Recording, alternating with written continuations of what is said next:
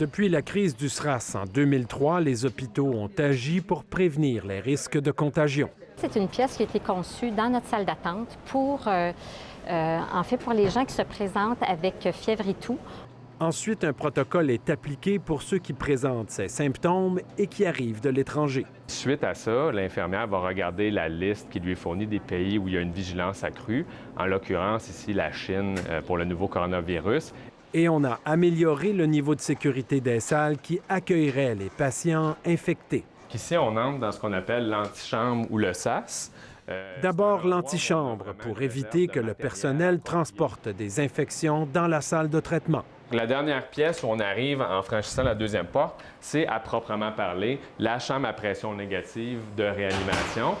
Une chambre parfaitement étanche pour, encore une fois, traiter la personne infectée en prévenant une contagion potentielle.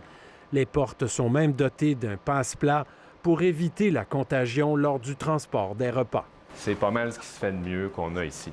Ça a été adapté aussi au fil des années, à force de simulation, de pratiques de cas qu'on a eues. On l'a adapté vraiment à nos besoins, puis on est capable de fournir des soins de grande qualité, puis en gardant une protection optimale de travailleurs, visiteurs, patients.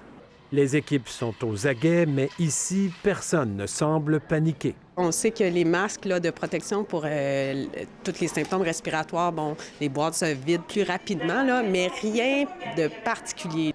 Québec est à établir la liste des hôpitaux qui, comme Sacré-Cœur, ont l'équipement nécessaire pour accueillir un éventuel cas de coronavirus. Ici David Gentile, Radio-Canada, Montréal.